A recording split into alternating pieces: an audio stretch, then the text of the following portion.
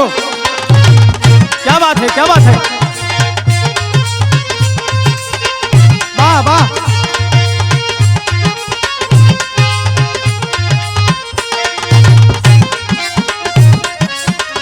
वाह वाह, जो मालिक जो,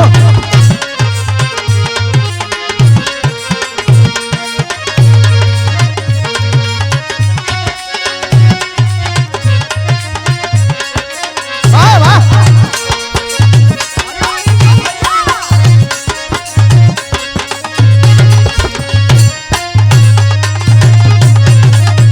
यो ये है राजा लाल बरस के जोड़ी यो।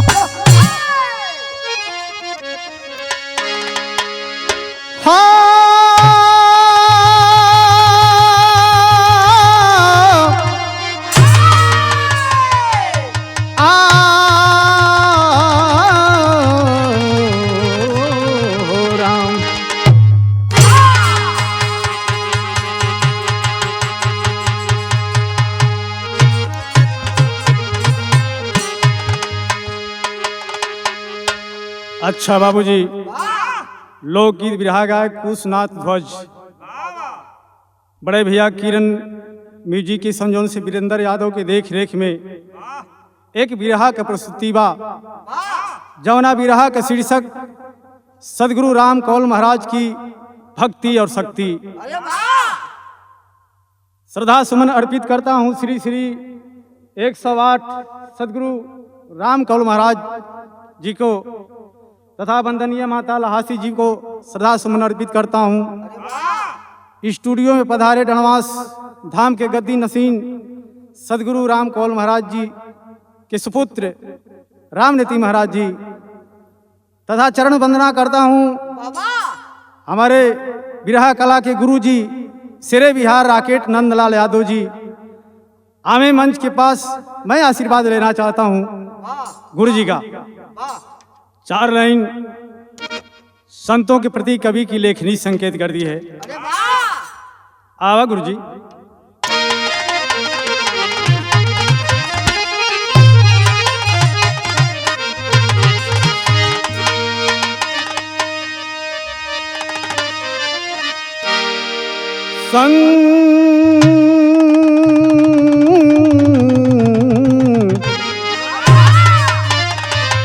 संतों ने ऐसा चमत्कार करते रचते गजब का ये अद्भुत कहानी। नहीं कोई डिग्री नहीं डिप्लोमा, फिर भी अमर हैं वो दुनिया में ज्ञानी। संतों के चरणन सुधा से सुहावन, पावन नयन जिनके दर्शन को पाले। संतों की बाड़ी से अमृत बरसती, हीरा की कलम रोज उसी में नहा ले।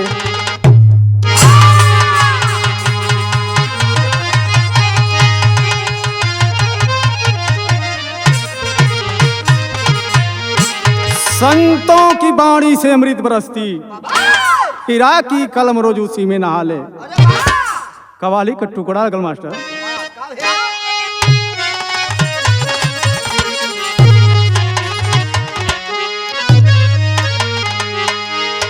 फकीरी शक्ति लेकर के उपस्थित ग्राम बियूर के मजार के स्वामी साबिर बाबा के दरबार में जाकर के एक सवाली सवाल करता है, इल्तिजा करता है, गुजारिश करता है। मालिक सबकी बिगाड़ते हैं, बिगड़ी सबकी बनाते हैं, इस बंदे का भी बनाना कैसे मास्टर?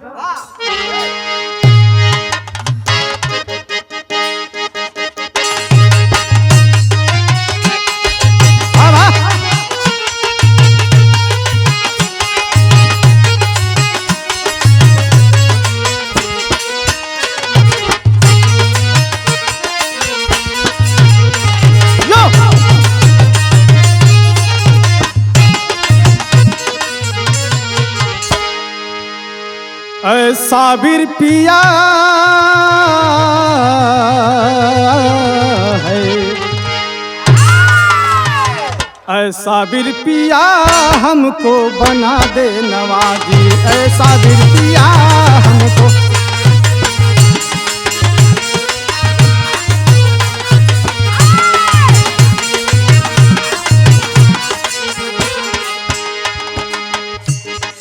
तेरे दर पे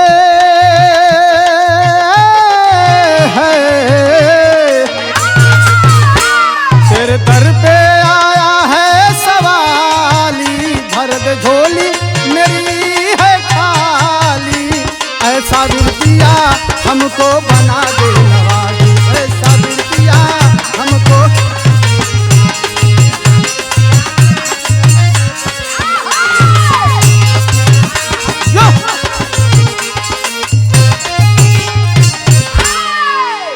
बिरहा में कवि जी भाव लिखलन सदगुरु राम कौल महाराज की शक्ति और भक्ति को देख करके। अरे है स्वामी तेरी,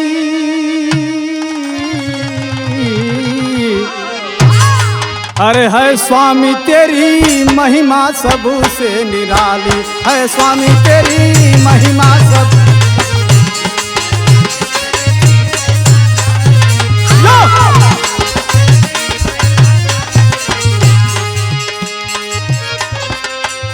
ज्ञान की ज्योति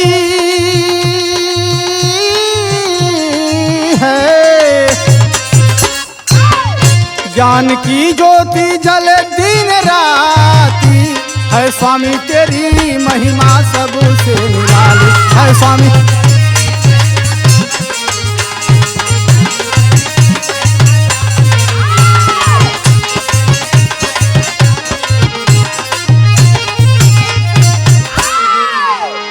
ये से कहानी की शुरुआत हो गई नजम के लाइन से।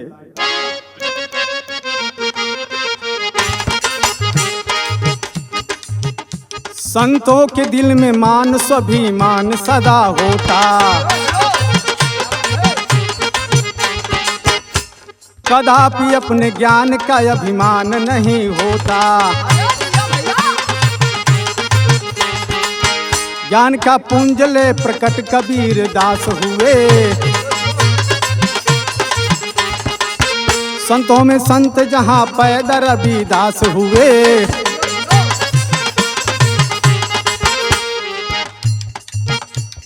साधु महाराज पलटू शाह बड़ा ज्ञानी थे, संत धर्मदास दरिया भी आत्मज्ञानी थे, हजरत सुल्तान बाहुबुल शाह महान हुए, एक से एक आत्मज्ञानी विद्वान हुए, जिला कैमूर डणवास के नगरिया में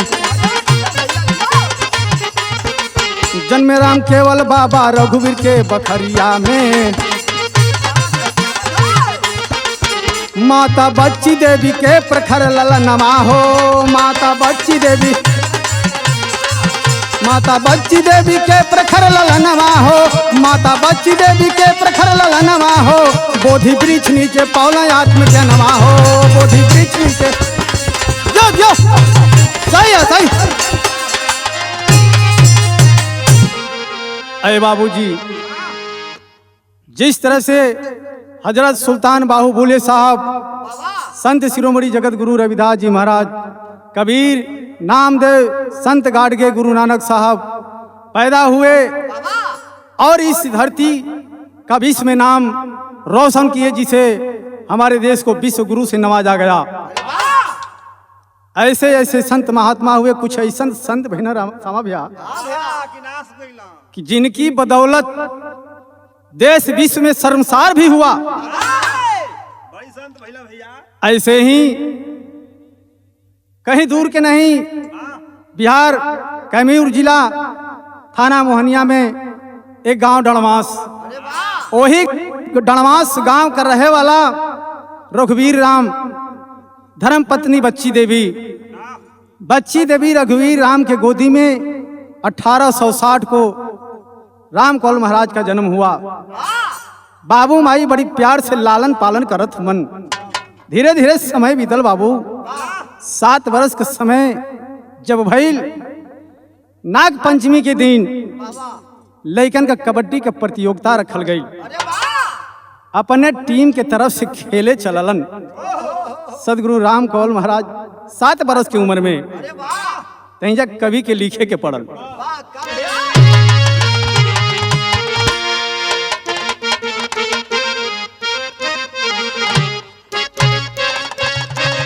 यो ई गीत बा पहले का गीत, पहले का मीत और पहले का प्रीत। आज सपना बा, आज तक गाना निकला था काल खत्म, परसों निकला था नरसों खत्म। हमन के गुरु जी लोग गा के गेलन, मुसई गुरु राम जतन, छिल्लू गुरु रामदेव, बुल्लू गुरु सब गा के गेलन। लेकिन ई गीत का लचक अभी नुहे बा। कौना भौजाई ननद से सवाल कैले है।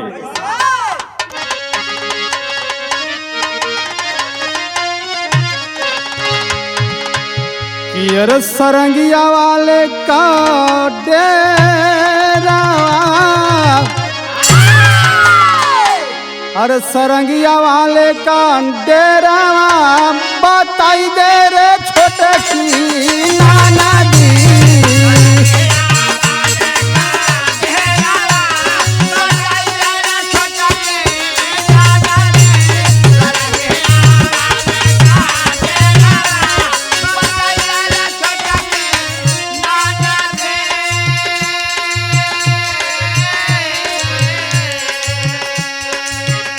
लेकिन 7 वर्ष की अवस्था में बालक राम कौल महाराज कबड्डी खेलना अपने टीम की तरफ से कि अरे अब हिन रहल बाला पानावा, कि अब हिन रहल बाला पानावा, चमत्कारावा कैला है गुरुजी। अब हिन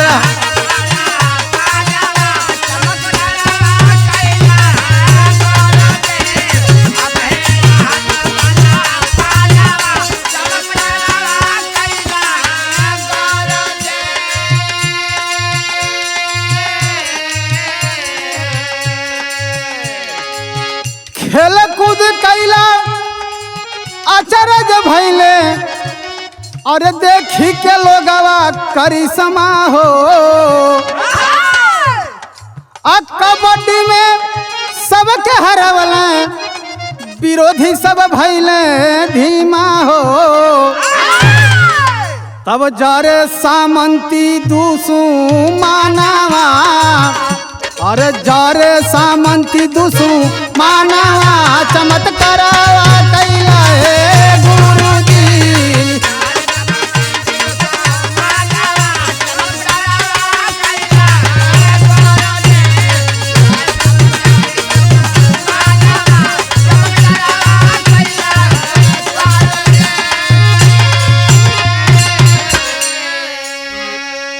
कबड्डी के मैच खेलत मन, विरोधी टीम वाला अगर कबड्डी लेके लइका आवत हो, जवना के पकड़ना जब तक से कबड्डी का सांस होकर टूटे ना तब तक छोड़ा ना। अपने टीम के तरफ से लेके कबड्डी जात मन, 2-3 लइका मिल के धरत हो तब वो खींचले चलावा। नतीजा निकलल बाबू, विजय भैलन। कबड्डी में टीम का जीत भइल। सवर्णों ने डांटने लगा कि जात का चमार नीच, हम लोगों के बच्चों के साथ खेल करके धर्म को नाश दिया, आइंदा कभी खेलना मत। क्या विचार है? एक तरफ बालक को उत्साहित किया जाता है कि नहीं अच्छा खेला है, कोई 8 आना 1 रुपया 4 आना 10 पैसा इनाम देता हो। मनुवादी विचार के लोगों ने डांटना शुरू किए। बिरादर के लोग सपोर्ट कैलन। नतीजा निकल का कि अरे पोखरा तालाब सब कुआं छेकले, अरे चमरन भरी है पानी हो। अब प्रवचन उपदेश दी हैं, अरे होई है धर्म की हानि हो, असहल बढ़िया मानवा, अरे सहला बढ़िया मानवा, चमत्कारावा कैला है गुरुजी।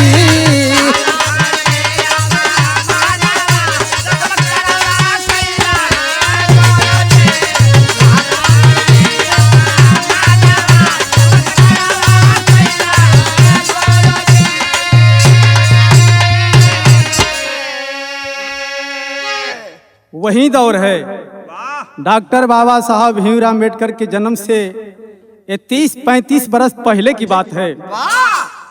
मानव से मानव कितना घृणा करता है। अरे बाबू, गौवा के सामंती विचारधारा के लोगों ने चमार वर्ग के लोगों को पानी पीने के लिए वंचित कर दिए कुआं पर। स्वामी जी का उम्र अभी 7 बरस। बाबूजी को आदेश दिए कि बाबूजी ये जवन खेत हमन के 2 बीघा बा, यही में कुआं खोदवाई, हमहन और पूरे समाज के लोग पानी पिएंगे। वृक्षारोपण किए, परोपकार का काम करने लगे। 10 साल का उम्र भइल। ए बाबू, हरिन का सिंह लेके रगड़ के सिंघिया के शंख बजा के फूंके लगलन। भजन भक्ति करत मन, जब शंख फूकलन, जलन हो गई जात का चमार शंख फूकी।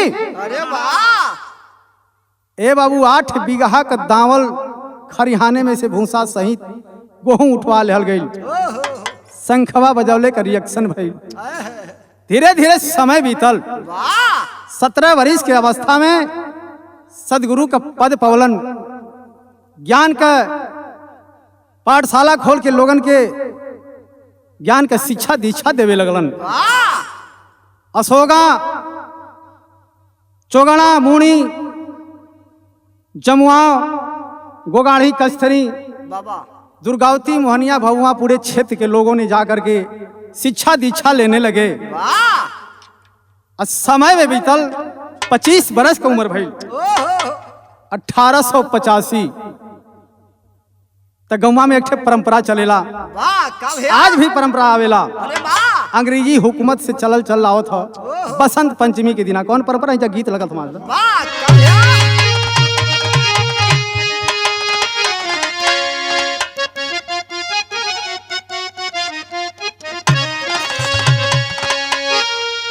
कौनो दूल्ही अपने दूल्हा से सवाल करते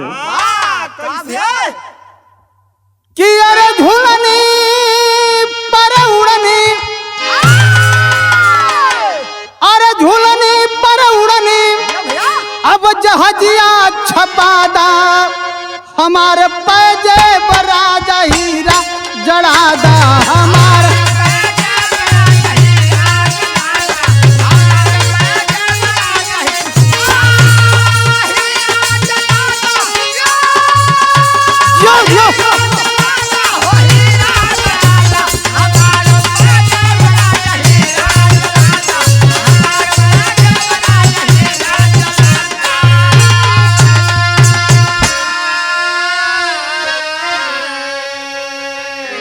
कौन परंपरा है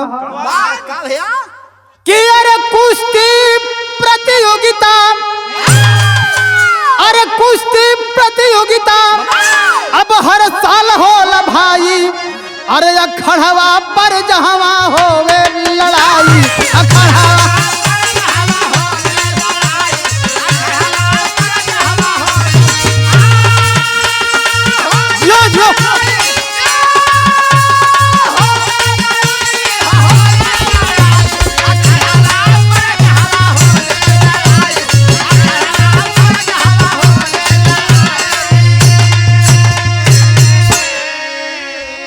अरे दूर दूर कयावे जहावा नामी पहलवानावा, दंगल में सुन के ये नाम कयलनावा, दंगल में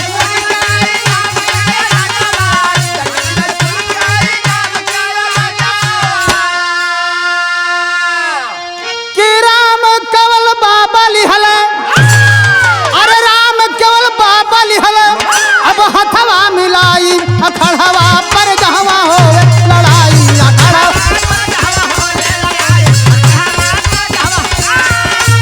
यो यो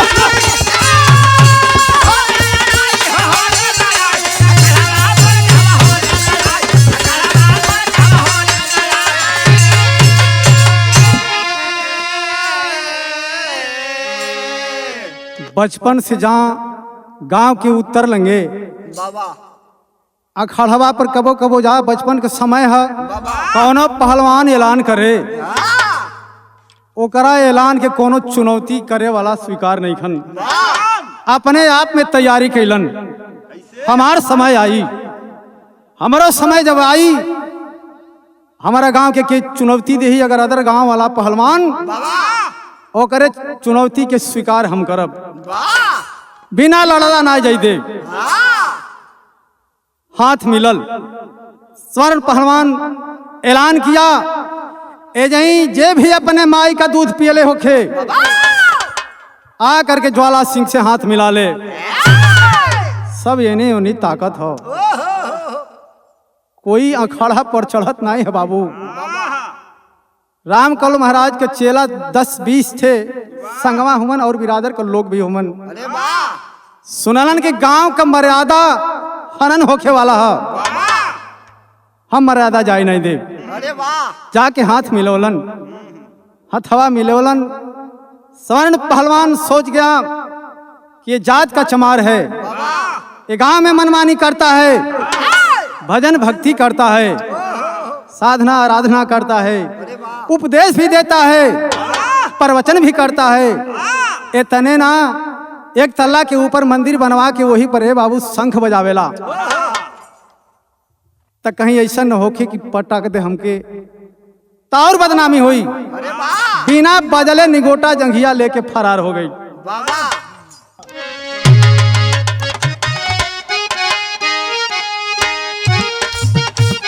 वाह वाह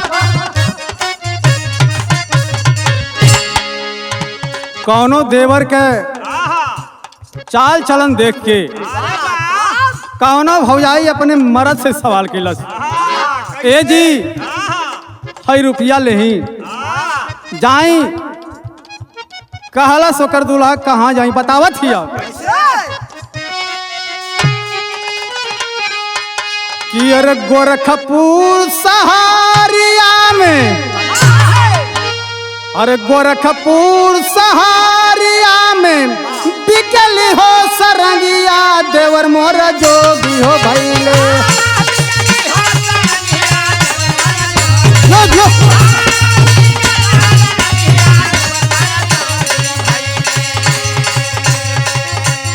सरंगी हो मगादा लहरे दार देवर मोर जोगी हो भैले। सरंगी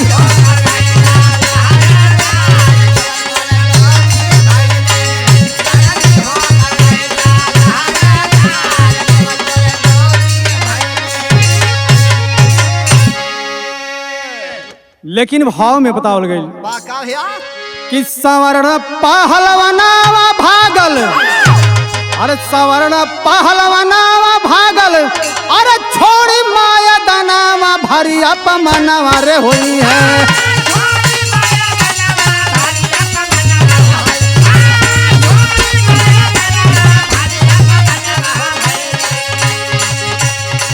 अरे छोड़िया माया दनावा भरी अपमनवा रे हुई है।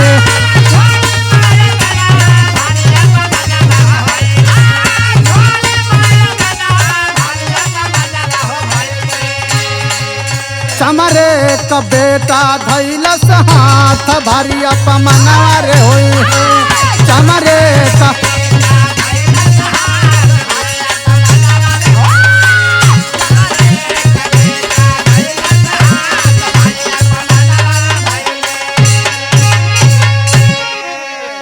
कमेटी के लोगों का आदेश हुआ इस अखाड़े पर चमार नहीं लड़ सकता है। क्या व्यवस्था है।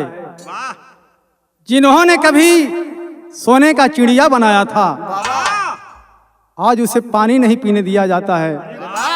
अभी अभी खबर मिला सब देश के लोग आजादी के अमृत महोत्सव मना रहे थे।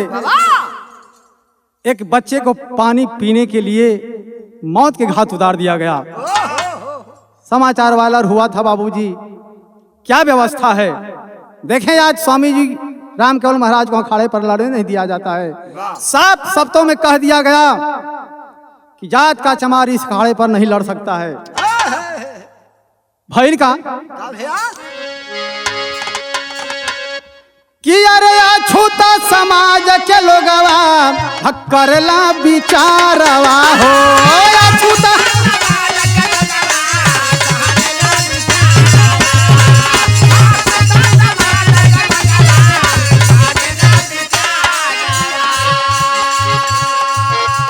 अमूल निवासियन के नइखे गुजारवा हो। मूला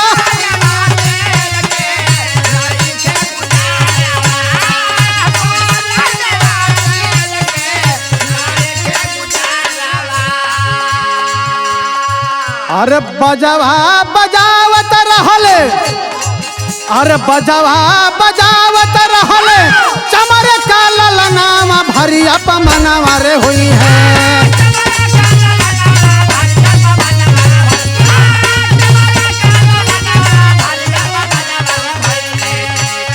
अरे चमर का ललनामा भरी अपमनवा रे हुई है।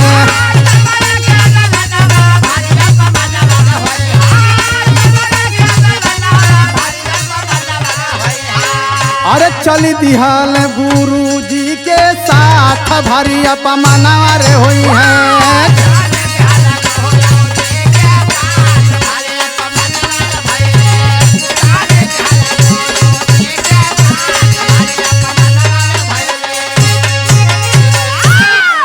नीचवा रणभेरी बाजा बजाओ तुम चमारे लोग। साफ शब्दों में कह दिया गया कि राम केवल की कुश्ती नहीं होगी। उतरना अखाड़ा से कहना का ये गुरहु चाचा का खरपत्तू भैया, ये पहले नाम रखल जाते रहे चमार बिददरी के हमहन के पूर्वज का। अब तुहा लोगन जा बजबे बजेबा, तोहा लोगन के बेटा भाई जब ये अखाड़ा पर लड़बे ना करी। ए बाबू बाजा लेके और गुरुजी के सम्मान में चल दिए।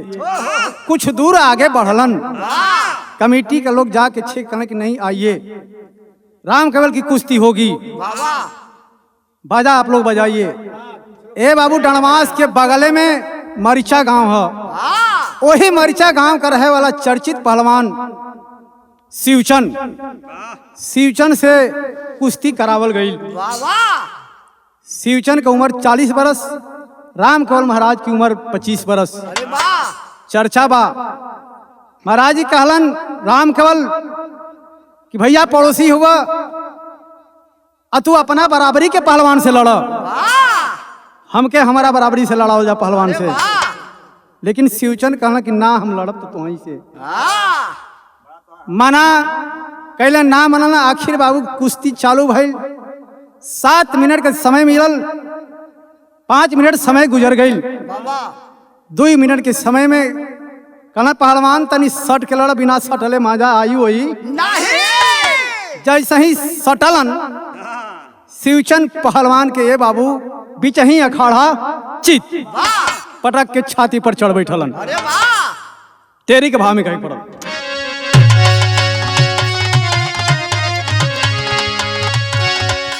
किया रे मोरे राम दलितन कन्हैया दल दल में फंसी, गुरुवर भव सिंधु में उतरे बन खेवैया यार खेवैया यार खेवैया। राम केवल बाबा ने घूम घूम सगरो अलख जगाए हैं। राम केवल बाबा ने घूम घूम सगरो अलख जगाए हैं। बाग बगीचा कुआं बावड़ी का निर्माण कराए हैं। परोपकार का काम शुरू कर दिए। तालाब अपने जमीन में खुदवाए, कुआं खुदवाए और बगीचा भी लगाए, जो आज भी निशानी है। ठान लिए बाबा दिल में, अरे ठान लिए बाबा दिल में, हम अंधविश्वास मिटाएंगे। धर्म लुटेरा पाखंडियों को फिर से सबक सिखाएंगे। हम उपदेश देव।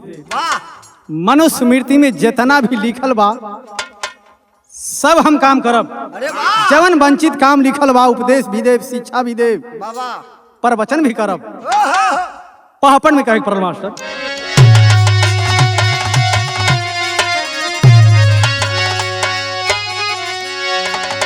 कि अरे परमात्मा के दास बने थे दानी बाबा ज्ञानी हो।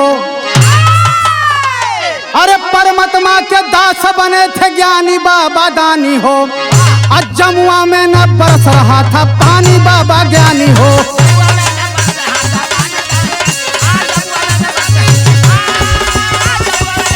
यो यो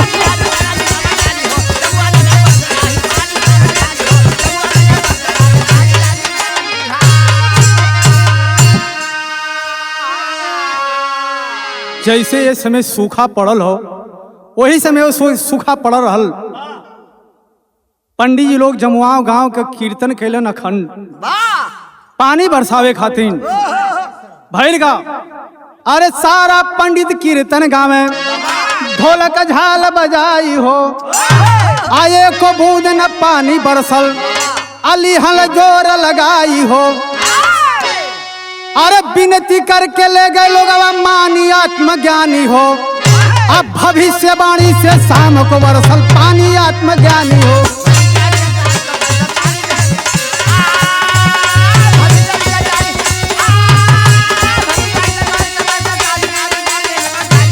यो यो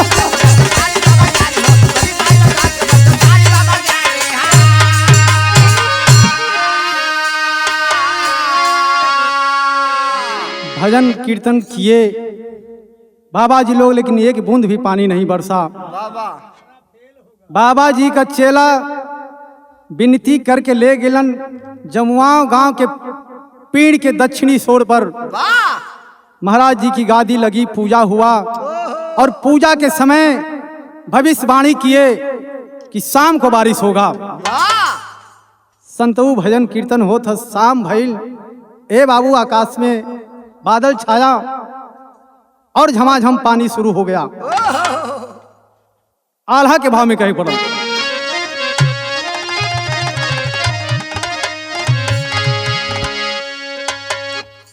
कि अरे संतों की बाणी बिरथा अहोला ना जगतिया बाबू। जियो जियो क्या बात है।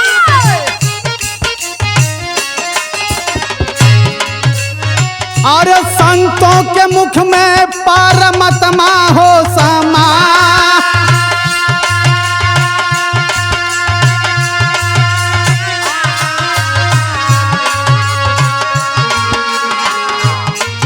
ग्राम गोगाढ़ी सरजू नाम रहल चलवा बाबू। जियो जियो क्या बात है।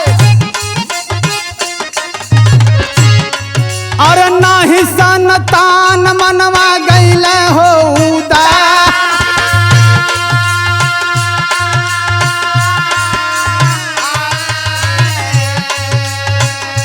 कैला भविष्यवाणी तोहरे होई है ललनवा चेला। जियो जियो क्या बात है। अरे राम दयाल जे करनमा हो धारा।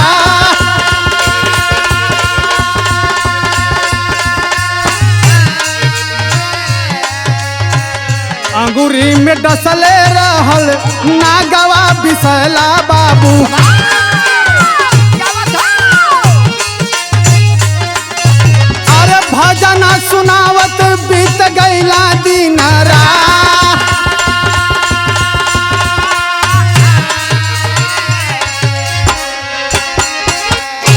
अरे बाबू राम कौल महाराज हर बसंत को गुरु पूजा कराते थे बाबा और जितने भी गांव के जिला के अंदर जितने भी गांव के शिष्य थे सबके गांव में जाकर के अपना दर्शन देते थे बाबा और अपने गुरु पूजा पर सभी शिष्यों को बुलाते थे। अरे वाह जानना चाहते थे कि हमारे विद्यालय में नाम लिखा करके और नाम लिखाए हो या पढ़ते हो। बाबा गैलन गोगाढ़ी गांव में गैलन सरजू राम राम बचन राम परम शिष्य हैं। बाबा सरजू राम के शादी भइले 8 साल भइल, एकहु औलाद नहीं खन।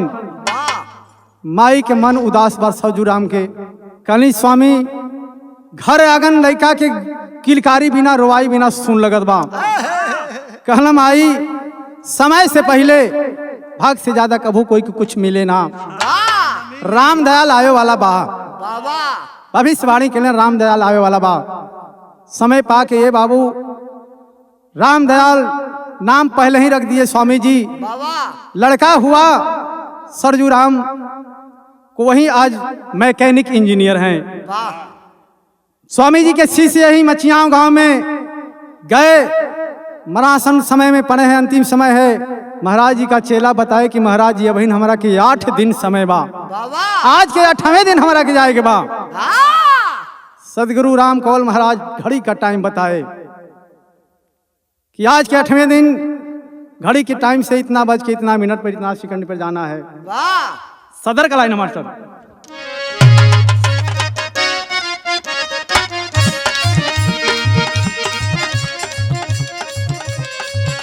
अरे 1995 वाला आइली समैया,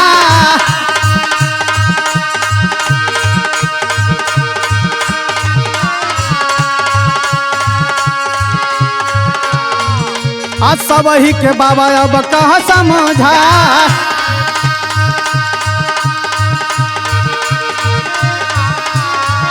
अरे अगला बसंत नहीं देख पाई चेला,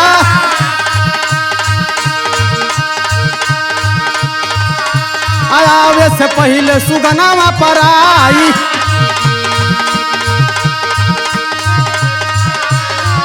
अरे ये तना सुनत धर्म पत्नी रोवे लगाली,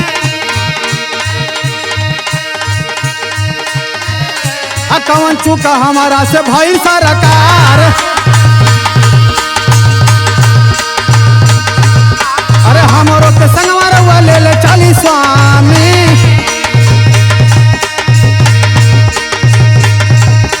राम ने ती बेटावा के लिहाला बुला।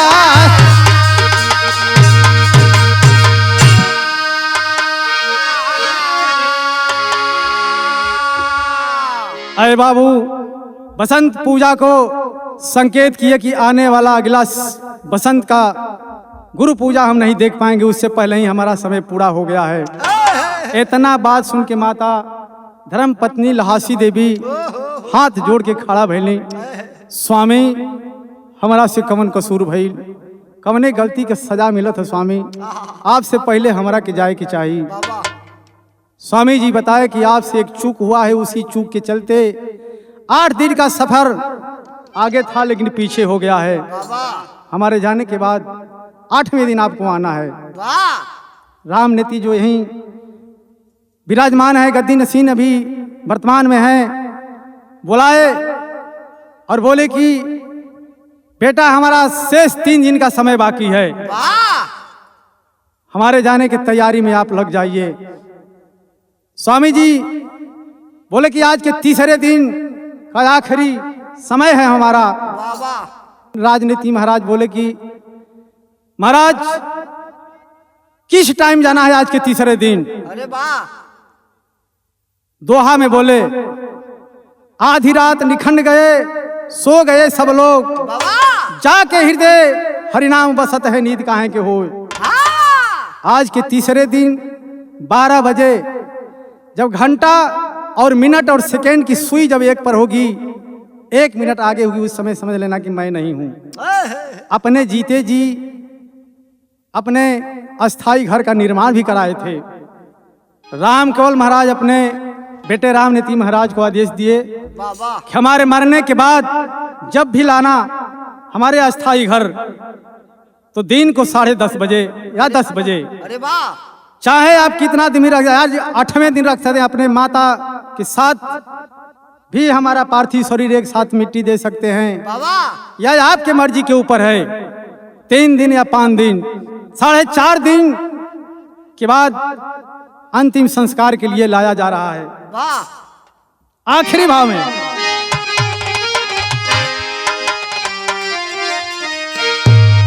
कि अरे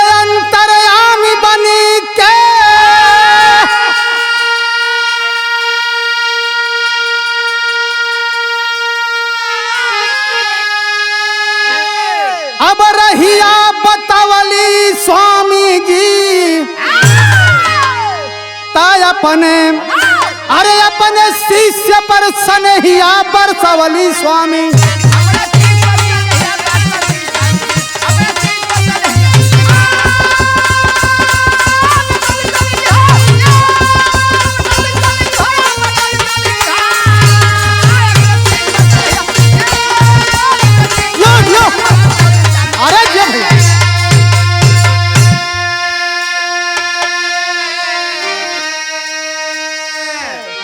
सदा अपने शिष्यों पर स्नेह बरसाते रहे बाबा और सत्य मार्ग पर चलने का रास्ता बताते रहे।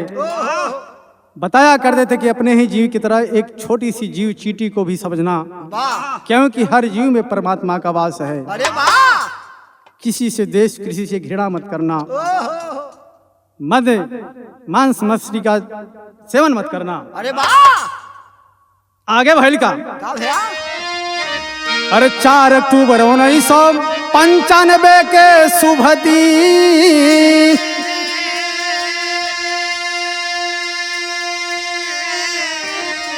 अरे अंतिम सांस लिए स्वामी जी हुए समाधिलीन।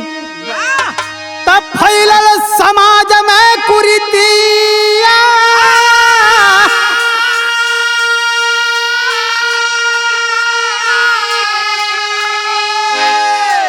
अरे मिटावले स्वामी जी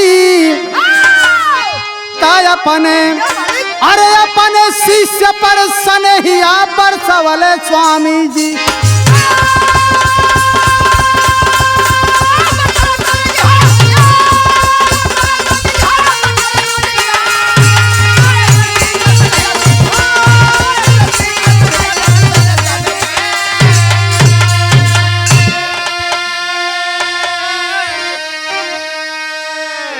गुरु बिहारी राम जतन भज मुसई गुरु धनईस। अरे कथन किए कवि हीरालाल बन स्वामी जी के शीश। अरे दलितन कन्हैया दलदल में फंसी, राकेट कुशनाथ के सदगुरु बने खेवैया। दलितन कन्हैया दलदल में फंसी।